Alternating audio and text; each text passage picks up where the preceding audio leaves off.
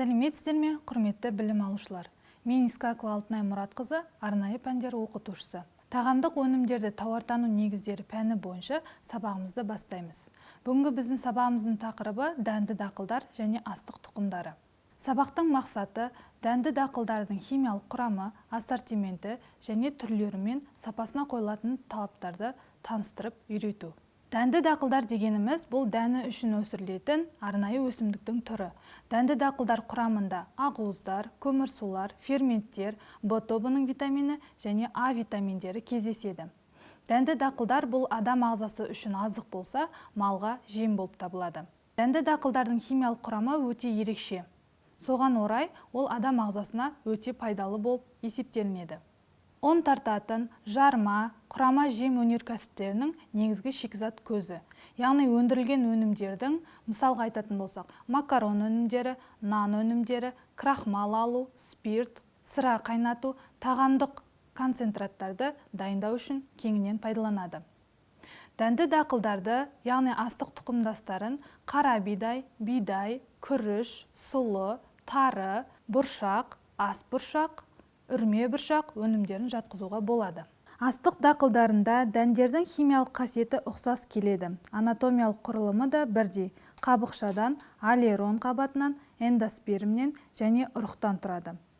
Қабықша гүлді болуы мүмкін, жемісті болуы мүмкін және тұқымды болып кездеседі. Оның құрамында минералды заттар және пайдалы ақуыз өнімдері бар. Ол дән массасының 6-8%-ын құрайды. Дәндерді ұнға немесе жармаға өңдегенде қабықшалардың толық немесе бір бөлігін алып тастайды. Аллеронды қабат қабықшаға жанасқан биологиялық активті заттарға бай эндоспермнің шеткі қабатын айтамыз. Ол дән массасының 6-13%-ын құрайды.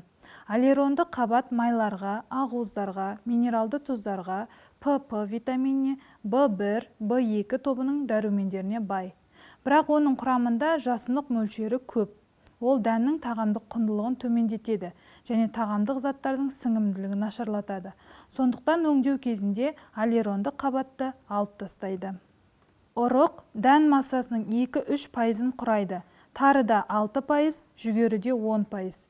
Оның құрамында организм дамуына қажет барлық тағамдық заттар бар. Сондықтан да жоғары тағамдық құндылыққа ие. Бірақ бұған қарамастан өңдеу кезінде ұрықты алып тастайды. Себебі оның құрамындағы қанықпаған май қышқылдары тез тотығады да ұн мен жарманың бұзылуына себеп болады. Эндосперм дән массасының 80-84%-ын құрайды. Эндосперм белоктар мен крахмалдарға бай, ірі қалың қабатты клеткадан тұрады.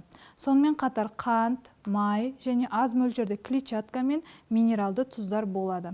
Сондықтан эндоспермнен тұратын өнімдердің сіңімділігі жоғары, бірақ витаминдер мен минералды тұздар аз болғандықтан биологиялық құндылығы төмен.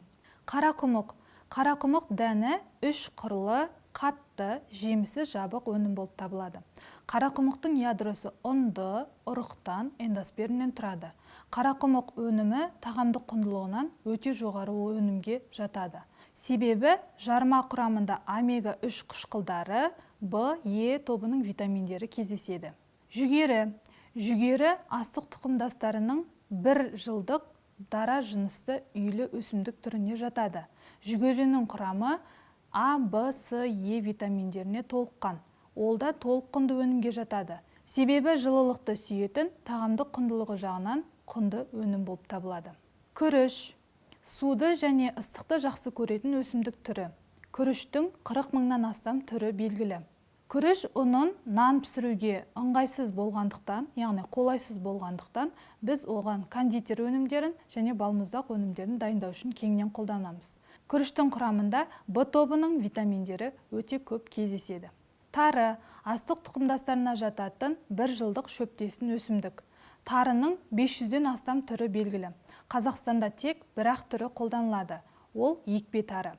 Қазақстанда тарыны 6 ғасырдан бастап еге бастады. 19 ғасырда егістіктің 75-80%-ын тары егіншілігіне арнады. Тары тағамдық құндылығы жағынан ерекше және жоғарғы өнім болып саналады. Дәнді дақылдардың химиялық құрамы оның түріне, селекциялық сұрпына, климаттық жағдайына, топырақты өңдеу әдісіне, жинау әдісі мен мерзіміне байланысты. Азотты заттар дәннің барынша құнды бөлігі. Азотты қосылыстардың ішінде ақуыз басым. Олардың құрамы мөлшері біркелкі емес глютеиннен және глиадиннен тұрады. Клейковина бидай, қара бидай және арпа астығында болады. Барынша сапалы клейковина бидай астығында болады. Жекелеген жылдары солтүстік Қазақстанда өсірілетін жақсы бидай сорттарына ақуыз мөлшері 18-20%-ға дейін жетеді. Астық дақылдарының ішінде ақуыз күріште аз. Дәннің құрамында май көп емес. Оның мөлшері басқаларына қарағанда сұлы мен жүгеріден жоғарырақ, негізінен ұрықта болады. Клетчатканың көп мөлшері қабықта орналасқан. Қабықты астық дақылдарының дәнінде барынша мол жинақтаған. Қорыта келгенде дәнді дақылдар біздің елімізде ежелден келе жатқан тағамдық құндылығы жоғары өнім болып табылады. Сол себепті біздің рацион режимімізге әлі күнге дейін енгізілуде. Осымен біздің сабағымыз аяқталды. Үйге тапсырма жарма өнімдері және ұн құрамы тақырыбында презентация жасау. Назарларыңызға рахмет, сау болыңыздар.